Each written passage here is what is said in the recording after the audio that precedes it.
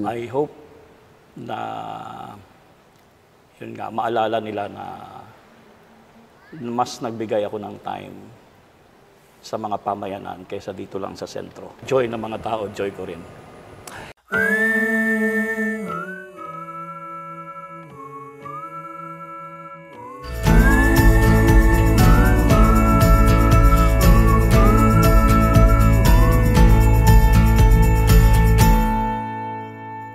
Magandang araw po sa inyo at welcome dito sa Conversations with Father Jerome, SVD.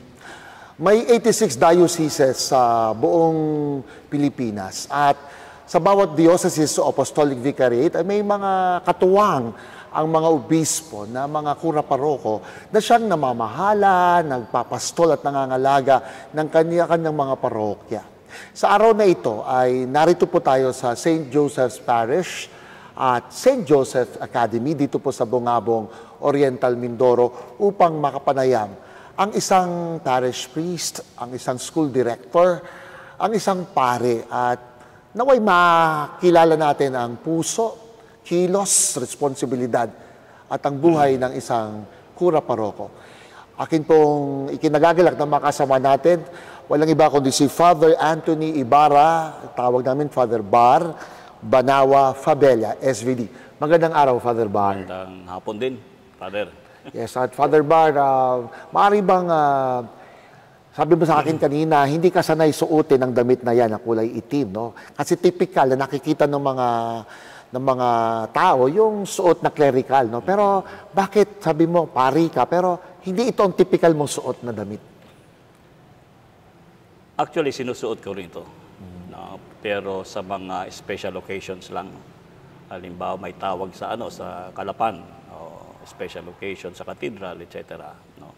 Kasi kailangan din namang makilala tayo bilang pare, depende sa okasyon.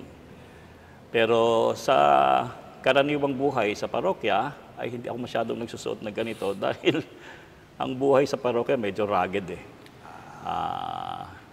Hindi kagaya ng kung ikaw ay nasa school, halimbawa, no? Kung ikaw ay nasa isang college, kailangan makilala ka nila na ikaw ay pare o ano. Pero sa parokya, pag pumunta ka sa mga baryo, pag ikaw ay nagmisa sa mga baryo, ang mga tao suot napakakaraniwan. No? Magiging special ka rin lang sa altar pag nagmisa ka. Pero once nakasama mo yung mga tao, ay gusto ko kapareho din lang nila.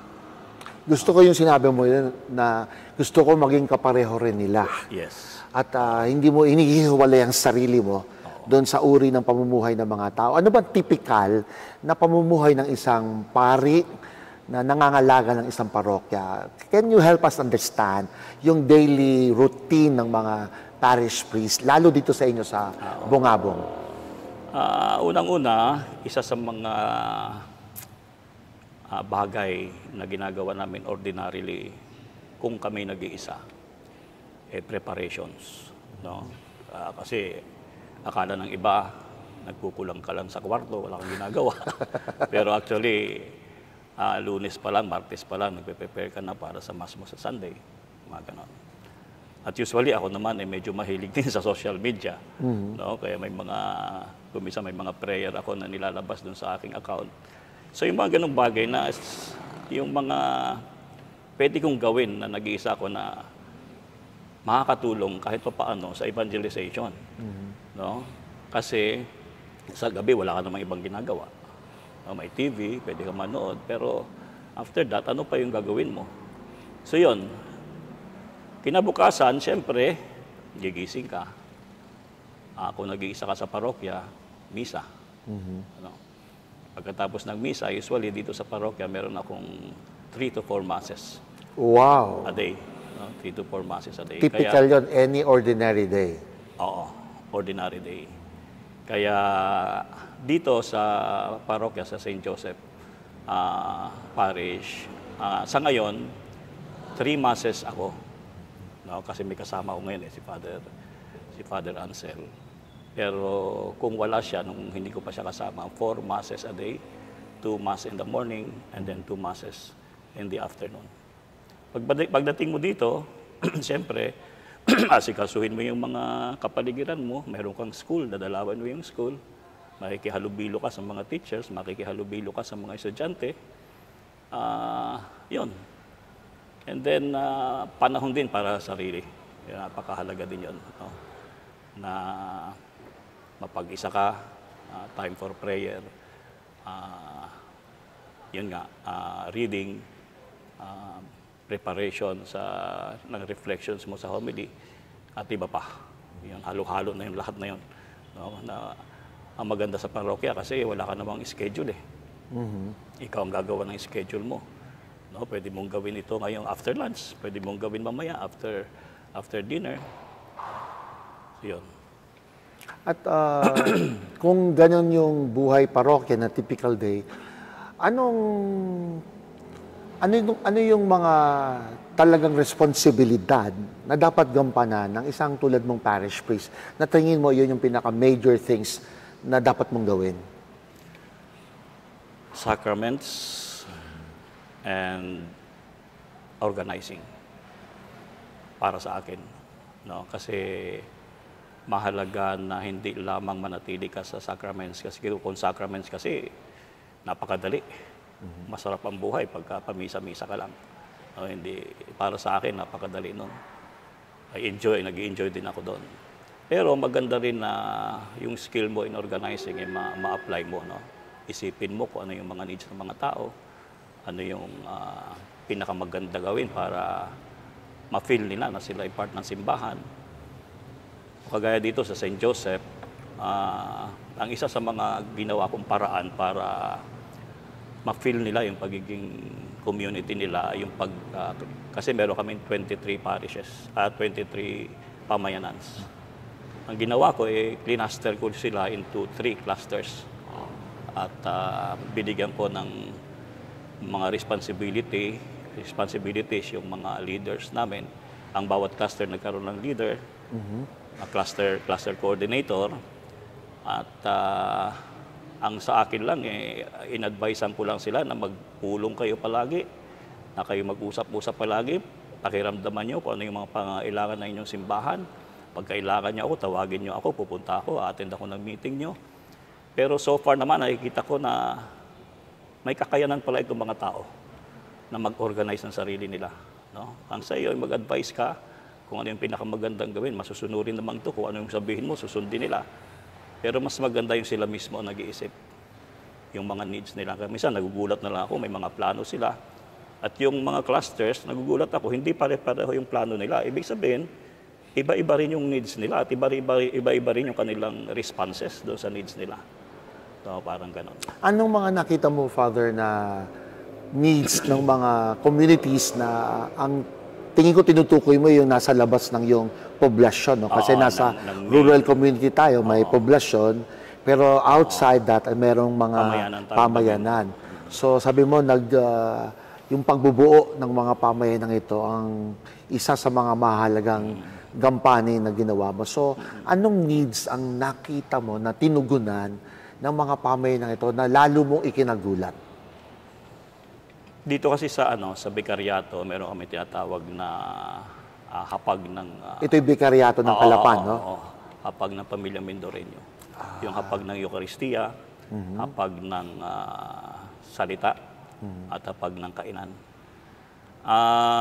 Yung hapag ng Eucharistia, siyempre natutugunan namin yan, yung pagmimisa ko, yan Okay. Lahat sila may misa tuwing at least once a month. Yung iba, dalawa. Yung community sa labas ng poblasyon. Yan. Hapag ng salita, meron din namang mga programs na, like for example, meron kaming FB page, may mga reflections doon, may mga daily readings, may mga Bible sharing. Siguro ang kailangang palakasin ay yung hapag kainan. Ito yung material needs ng mga tao. No? Nagulat ako dahil may mga pamayan, may mga clusters na nagulat ako na nagkaroon sila ng plano na pagdalaw sa mga may sakit. Bigla na lang lumalabas doon sa FB, may dala-dala sila mga pagkain doon sa isang member ng family na nagsishare. sabi ko, itong mga ito ay, actually, ito ay part ng hapagkainan, no? Maaaring hindi sila aware. Pero part ito, at ito ay bunga na noong hapag ng salita at habag ng Eucharistia kasi umiikot talaga sa tatlong tungko yan eh. No? Hindi naman pwedeng paghiwa-hiwalay. At isa pa ay yung pagbubuo ng tinatawag naming SHEG, Self-Help Program. Aha. No? Ito naman ay parang mini cooperative na mga groups, small groups of 20 people na sila yung nagpapatakbo ng pera nila. Sila yung humahawak ng pera nila, hindi binabangko, hindi kagaya ng yung mga groups ngayon, no, na lumalabas na sila nagmamanage ng pera nila. Pero ito, sila mismo yung nagmamanage. Ngayon, dumadami. No? Nag-umpisa ako, kami lang, dito lang kami sa simbahan. No? Yung ang kasama ko, yung mga katikista. At saka yung mga anak nila, at saka yung asawa nila. Sumali rin ako. Ngayon, malaki na ang pera nila. Tapos, pagkatapos noon, sabi ko, ikalat natin ito. No? So, inorganize namin naman yung mga coordinators ng mga pamayanan. So, sila, ano ma-experience nila, pinaanak na nila sa kanya-kanyang pamayan. So, marami ng SHEG ngayon, yung tinatawag ng self-help group dito sa loob ng parokya. At nakikita ko na ito ay dadami pa. Kasi merong kami nakatutok na isa na talagang yun ng kanyang, hindi naman yun lang, no? Kundi part ng kanyang gawain ay yung pag-organize nitong ano. So, yun na nakikita ko na mas kailangan ng pagtutok pa yung hapagkainan. Father, paano napunta nung kalimitan ng konsepto nila ng pari at simbahan ay spiritual lang. Nasa sakramento ng Eucharistia, ng misa, nagdarasal ng novena, nasa prosesyon, nagpapahayag ng salita ng Diyos, may humilia. Pero ikaw, yung hapag ng kainan, naandun yung pag-oorganisa mo, pati yung livelihood na nakikita. Bakit tumutok ka doon sa elementong yon? Kabahagi ba sa responsibilidad ng mga pari yan? Yes, palagay ko. Kasi ang palagi ko sinasabi sa kanila, ang pinangangalagaan natin, hindi lang kaluluwa, yung buong pagkatao. No? Kasi pupunta ako dito sa inyo, mag-preach ako sa inyo, pero alam ko na hindi lang naman pang kaluluwa ang need natin eh. Yung pagkain din natin, dapat tutugon din tayo dyan. So, very clear, madaling maunawaan yun ng mga tao kasi very concrete yung need nila. No? So, maunawaan nila. No, na it's part talaga ng gawain ng simbahan. No? Hindi lang sacramental. Doon sa bahaging yun ba ay mayroon pang ibang tumutulong sa inyo? Kasi pag sinabing parang kooperatiba, may kailangan ng puhunan, may kailangan ng paghuhubog, yan. Meron ka bang ibang mga kasama bukod sa taong simbahan sa pagbubuo ng ganitong programa? Yung sa SHEG, kami lang yun. Wow. Actually, yung walang puhunan dahil ang pera nila ay talagang galing sa kanila. Nagmi-meet sila twice a month at sa bawat meeting nagko-contribute ng 100 pesos. So, kung 20 sila, sa bawat meeting nila, merong 2,000. No? Sa isang meeting lang. So, 4,000 naman. Sa ngayon, malaki na ang pera nila. Yung nag-umpisa lang kami na. Ngayon, umatras na ako. Winidraw ko na yung pera ko. Kasi sabi ko sa kanila, dapat kayo na. No, ituloy nyo na yan. Kasi anyway, buhay na ito. At saka hindi naman ako tatagal din dito dahil may reshuffling kami. At least, natulungan ko kayong umpisahan. Doon sa pagkatapos nung pagtitipon ng mga obispo, doon sa unang pagtatanong sa for synodality, yung pinakang programa ni Pope Francis, na isummarize to ni Cardinal Jose Advincula nung inireport niya sa Roma. Ang sabi niya, ang simbahan ay hindi niya kilala ang moralita. At ang moralita, the poor, hindi niya rin kilala ang kanyang simbahan. Tapos inamin ng mga obispo na ang simbahang Pilipinas ay malayo, malabo at nakakalito para sa mga nasa laylayan. Dito ba sa parokya mo with this kind of program na merong pag-oorganisa sa mga nasa labas mismo ng boundaries ng poblasyon, na doon ka sa mga niliit na communities, tapos meron tang effort para sa kanilang kabuhayan. Yun din ba ang pwede mong sabihin na malayo, malabo, nakakalito? O ito'y binasag ng parokyang ito? Hindi ko naman sinasabi talaga na malaki na ang nagagawa nitong sinimulan namin. No? Pero hopefully, na through this, mas maabot namin, na maabot ng parokyang ito, yung na mga nasa laylayan. No? Hindi ko sinasabi na malawak na ito or what, kasi kung tutuusin, kung titingnan mo yung number ng groups at saka yung the whole population, bali wala. Wala pa yon. Pero kahit papaano, umaabot tayo. Kasi, isang pari ka sa isang parokya na meron kang 3 to 4 masses a day, magagawa mo pa ba yun? No? Magagawa mo pa ba yung bumabad sa tao? Yun, matututo ko na sa sacraments. So kailangan talaga na yung tao mismo ang mamulat na sila ay may kakayanan na tugunan yung mga pangangailangan ito. So ikaw ay taga-ano ka lang. Kumbaga sa binubuhay mo lang sa kanila yung need na kumilos. Parang ganon. Kung tatanungin kita, Father, anong makahubuluhang bahagi ng iyong pagkapari ang nasabi mo na naialay ko sa pamayanang ito dito sa Bungabong? Sa ngayon, ano yung mga ano yung aking naibahagi sa kanila? Na para sa iyo pinaka-meaningful. I hope na yun nga, maalala nila na mas nagbigay ako ng time sa mga pamayanan kaysa dito lang sa sentro. Sa sentro, nandito lang ako No, madali ibig sabihin. Sunday masses, ang mga nagsisimba dito, mga taga dito, mga taga sentro. Kung maalala man nila ako, ay yung katotohanan na tumutok ako sa mga pamayanan. At bakit gusto mong yun ang maalala nila kay Father Bar, na lumabas ka sa sentro at pumunta ka dun sa mga nasa labas ng sentro? Bakit mo naging personal na mission yan? Kasi napakalaki ng tukso na na manatili ka lang dito. Napakalaki ng tukso na ibigay mo yung sarili mo dito dahil dito napakadaling marami kang kaibigan dito. Marami kang mapupuntahan, marami kang mag-i-enjoy ka, kausap mo yung mga tao dito, kausap mo yung school, mga teachers, mga estudyante. Napakalaki ng tukso na manatili ka rito.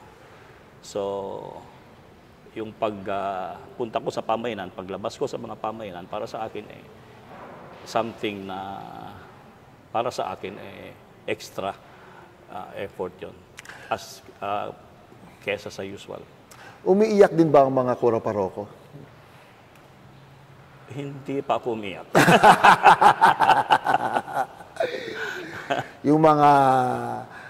Di ba sabi nila, yung empathy, yung compassion ng mga pastor, yung pinagdadaanan ng mga pamilya, halimbawa, hanggang saan yung nararamdaman mo kapag nakikita mo yung kamatayan sa pamilya, karamdaman sa pamilya, anak na hindi mapagpaaral, hanggang saan ang naaabot nun sa puso ng isang pastor? Nakakalungkot din ko minsan, no? At ang isa sa mga siguro yung mahirap na nakapagbibigay ng kalungkutan sa puso ng isang pastor during anointing of the sick. Na pag dumalaw ka sa mga may sakit, lalong-lalo na kung yung may sakit ay talagang damang-dama mo yung kahirapan, no? Yung sa isang kubo, hindi kaya magpa-ospital, no? Tumutulo yung bubong. Iyon ang masasabi ko na maraming pagkakataon na doon ako na Tinatamaan. tinatamaan. Oo. Not necessarily lumuluha, Not pero may necessarily, tumatama. Pero yung awa mo sa pamilya, nandun yun. At tingin mo ba kailangan pa rin ng tao ang pari? Kailangan ng tao ang pare. Bakit nagbutong hininga ka, Father? Bakit mo nasabi na kailangan pa rin ng tao ang pari? Sila ang makakapagsabi niyan. Ano? Sila ang makakapagsabi niyan. At bakit na-ordain ka ng 84. 1984 at ngayon ay 2024, so 40 years ka ng pare. Masabi mo ba na tama ang naging pasya mo? Na ito ang maging buhay mo for 40 years? Never ako nag-isip kahit na ilang segundo na sana ay ibang buhay ang pinili ko. Bakit mo nasabi yan? Hindi ko alam kasi masaya ako rito. Kasi walang time sa buhay ko na pinagsisisihan ko yung desisyon. At anong pinakamasayang bahagi naman ng buhay mo bilang pare? Sa konteksto ng isang parokya o ng isang paaralan kung saan ka naglingkod at naglilingkod pa rin? Ang pinakamasayang kung makita mo yung mga tao na masaya rin sa simbahan. Yung makita mo na buhay ang isang pamayanan. Makita mo na lalo na pag nagmimisa ka, usually may mga experiences tayo na nagmimisa ka, kita mo yung mga tao na talagang yung kasabikan nila na makinig sa'yo. And then after the Mass ay para bagang iba yung atmosphere kaysa dun sa pag-uumpisa ng misa na parang napilitang pumunta dahil may misa, may iniwang pang trabaho sa bahay, parang Pero after ng Mass, makikita mo yung mukha nila, ang saya-saya, masaya ka na rin. No? So pag nakita mong masaya ang tao sa simbahan, yun yung mga times na masaya ka na rin. Oo. At malaki ba yung nagagawa nila sa ministry mo ng mga taong nasa loob at labas sa simbahan? Anong ngayon, lalo sa panahong ito, anong nagiging papel na ng mga laiko, mananampalataya sa'yo bilang isang pare? Una, yung pagpapakita nila ng appreciation din sa ginagawa mo. Kailangan din na tayong tao tayo eh. You know? Father, okay na pumunta ka sa amin. That's one appreciation nila, no? Kung nandun ka sa... okay ang sermon mo. Yung mga ganun. Mga simple joys ba na ma-feel mo na well appreciated ka, na ikaw yung presence mo dito natutuwa sila. Ngayon nga, marami nagtatanong, yung bang reshuffling hindi ba pwedeng mapigilan, Father? Mga gano'n, nakakataba ng puso, no? Bagamat... na hindi ka nila pinapaalis. Yung mga gano'n, simpleng kasiyahan. May pain ba yun na lilipat ka, alam mo nga alis ka, after 7 years, move to may kagat na naman sa puso ng isang pastor yun. Bakit mo nasabi yan, Father Bar? Kasi marami ka na rin nakilala na personal level na naging kasama-sama mo, na naging part ng buhay mo, halimbawa kagaya ng mga kabataan, na talaga namang, kasi very close din ako sa mga kabataan At saka yung bang malaman mo na mabigat sa kanila ang pag-alis mo, mabigat din para sa'yo. Mas mabuti pang yung malaman mo na natutuwa sila umalis sa'yo. Umalis ka. Hindi masakit. Pero lumaya ka. Pero pag alam mo na mabigat para sa kanila, mabigat din para sa akin. So nagko-connect pala talaga yung pare sa kanyang mga mananampalataya, At hindi lang ito investment ng time at programs, pati pala puso. Nagko-connect talaga, Father, dahil normally they look at us as spiritual person, Anong pinanggagalingan ng iyong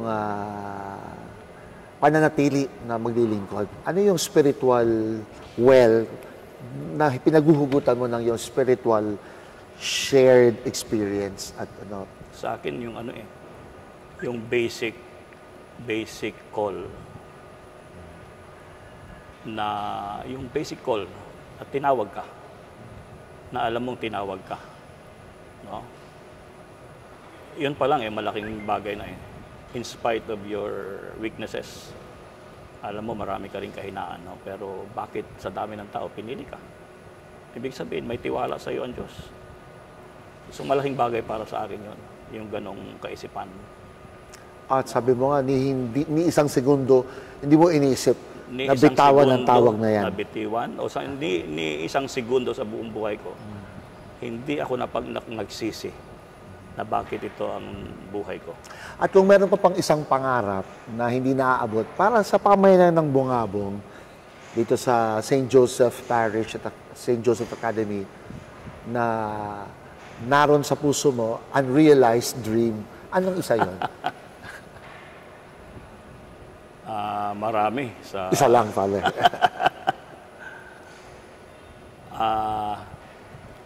Kasi mahilig din ako magpagawa eh. Iniisip mo, dapat ginawa ko ito, dapat meron pa akong malaking project, pero okay lang kasi anyway, hindi yung susunod na pari, kaya naman gawin to. No. Pero on top of your list, ano yung... Sa akin parang fulfilled na ako doon sa nagawa ko kasi hanggang doon lang naman talaga ako eh. Hindi na ako magsasabing na sana ay ganito ko. Kung ito yung naabot ko sa pagkapari ko dito, okay na 'yon. Okay na 'yon. So siguro yun din ang kakayanan ko na binigay sa akin ng Diyos para dito sa parokya. No. So Father, may tatlo akong tanong sa iyo na in brief pakisagot lang, ano? After 40 years, pwede mo bang sabihin sa akin, ano ang maging pari ngayon? Ang maging pari ngayon, dapat alam mo alam mo ang sitwasyon ng mga tao. No? Pangalawang tanong, Father, ano ang katangiang nangunguna dapat sa sino mang maging parish priest? Marunong makinig. At panghuli, Father, ano ang pinaka-joy ng isang kura paroko?